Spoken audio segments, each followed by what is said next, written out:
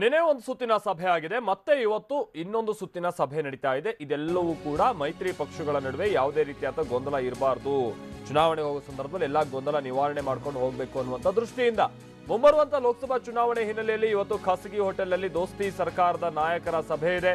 ಈ ಸಭೆಯಲ್ಲಿ ಕಾಂಗ್ರೆಸ್ ಮತ್ತು ಜೆಡಿಎಸ್ನ ಬಹಳಷ್ಟು ನಾಯಕರು ಭಾಗಿಯಾಗ್ತಾ ಇದ್ದಾರೆ. ಬೆಳಗ್ಗೆ 11 ಗಂಟೆಗೆ ಸಭೆಯನ್ನ ಸೇರ್ತಾರೆ ಪ್ರಮುಖ ನಾಯಕರುಗಳು ಅನ್ನುವಂತ ಮಾಹಿತಿ ಲಭ್ಯ ಆಗ್ತಾ ಇದೆ. ಚುನಾವಣೆಯನ್ನ ಒಟ್ಟಾಗಿ ಎದುರಿಸುವಂತ ನಿಟ್ಟಿನಲ್ಲಿ ಸಭೆಯನ್ನ ನಡೆಸಲಾಗ್ತಾ ಇದೆ. ಜಂಟಿ ಪ್ರಚಾರಕ್ಕೂ ಸಂಬಂಧಪಟ್ಟಂತೆ ಚರ್ಚೆಯನ್ನ ನಡೆಸ್ತಾರೆ ದೋಸ್ತಿಗಳು.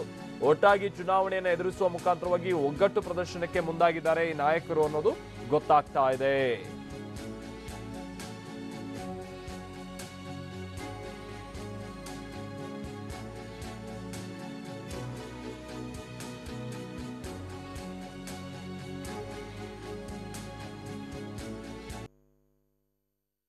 ಬಸವರಾಜ್, ನಾವು ಪ್ರತಿನಿಧಿ ಪ್ರಸನ್ನ ಇದಕ್ಕೆ ಸಂಬಂಧಪಟ್ಟಂತೆ ಮತ್ತಷ್ಟು ಡೀಟೇಲ್ಸ್ ಅನ್ನ ಕೊಡ್ತಾರೆ. ಪ್ರಸನ್ನ, ಈ ಮುಂದೆ ಬರುವಂತ ಚುನಾವಣೆಯಲ್ಲಿ ಬಹಳ ಎಫೆಕ್ಟಿವ್ ಆಗಿ ಜೊತೆಗೆ ಒಗ್ಗಟ್ಟನ್ನ ಪ್ರದರ್ಶನ ಮಾಡಿಕೊಂಡು ಯಾವುದೇ ಗೊಂದಲ ಇಲ್ಲದೆ ಇರುವಂತ ರೀತಿಯಲ್ಲಿ ಎದುರಿಸಬೇಕು ಅಂತಂದ್ರೆ ಇವತ್ತು ನಡೀತಾ ಇದೆಯಲ್ಲ ಈ ಸಭೆ ಎಷ್ಟು ಮುಖ್ಯ, ಯಾರೆಲ್ಲ ಭಾಗಿಯಾಗ್ತಾ ಇದ್ದಾರೆ ಪ್ರಸನ್ನ? ಮಾಲ್ತೇಶ್, ಪ್ರಮುಖವಾಗಿ ಲೋಕಸಭಾ ಚುನಾವಣೆಯನ್ನ ದೃಷ್ಟಿಯಲ್ಲಿ ಇಟ್ಕೊಂಡು ಇವತ್ತು ಒಗ್ಗಟ್ಟು ಪ್ರದರ್ಶನಕ್ಕೆ ದೋಸ್ತಿ ಪಕ್ಷಗಳು ಮುಂದಾಗಿವೆ.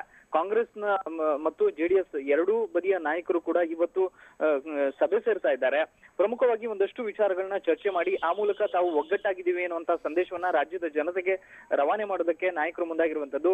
ಸಿಎಲ್ಪಿ ನಾಯಕರಾಗಿರುವಂತಹ ಸಿದ್ದರಾಮಯ್ಯ, ಕೆಪಿಸಿಸಿ ಅಧ್ಯಕ್ಷ Dinesh Gundu Rao, DCM doctor G Parameshwar, ಸಚಿವ ಡಿಕೆ ಶಿವಕುಮಾರ್ ಒಂದು ಕಡೆ ಆದ್ರೆ, ಇನ್ನೊಂದು ಕಡೆ ಜೆಡಿಎಸ್ ನಾಯಕರು ಜೊತೆಗೆ ಸಿಎಂ ಎಚ್ ಡಿ ಕುಮಾರಸ್ವಾಮಿ ಅವರು ಕೂಡ ಇವತ್ತಿನ ಸಭೆಯಲ್ಲಿ ಭಾಗಿಯಾಗ್ತಾ ಇದ್ದಾರೆ.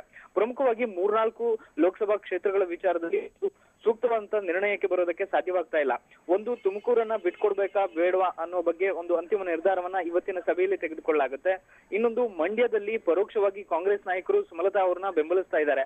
ಇದನ್ನ ಹೇಗೆ ವಾಪಸ್ ತೆಗೆದುಕೊಳ್ಳೋದು ಮತ್ತು ನಿಖಿಲ್ ಕುಮಾರಸ್ವಾಮಿಗೆ ಬೆಂಬಲ ಆಗೋ ರೀತಿಯಲ್ಲಿ, ಅವರಿಗೆ ಸಪೋರ್ಟ್ ಆಗೋ ರೀತಿಯಲ್ಲಿ ಯಾವ ರೀತಿಯ ಸ್ಟ್ರಾಟಜಿಗಳನ್ನ ಮಾಡಬಹುದು ಅನ್ನುವಂಥದ್ದು ಎರಡನೇ ಅಂಶ. ರಾಜ್ಯಾದ್ಯಂತ ಎಲ್ಲಾ 28 ಲೋಕಸಭಾ ಕ್ಷೇತ್ರಗಳಿಗೂ ಕೂಡ ನಾಯಕರು ಒಟ್ಟಾಗಿ ಹೋಗಿ ಪ್ರಚಾರವನ್ನ ಮಾಡಬೇಕು. ಆ ಮೂಲಕ ರಾಜ್ಯದ ಜನತೆಗೆ ಮೈತ್ರಿ ಸರ್ಕಾರ ಗಟ್ಟಿಯಾಗಿದೆ ಮತ್ತು ಎರಡೂ ಪಕ್ಷಗಳ ನಾಯಕರು ಒಗ್ಗಟ್ಟಾಗಿದ್ದೀವಿ ಅನ್ನುವಂತ ಸಂದೇಶವನ್ನ ರವಾನೆ ಮಾಡಬೇಕು.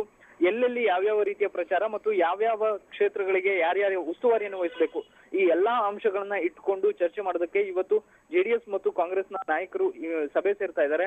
ಸಭೆಯ ನಂತರ ಜಂಟಿ ಪತ್ರಿಕಾಗೋಷ್ಠಿಯನ್ನು ಕೂಡ ಆಯೋಜನೆ ಮಾಡಲಾಗಿದೆ.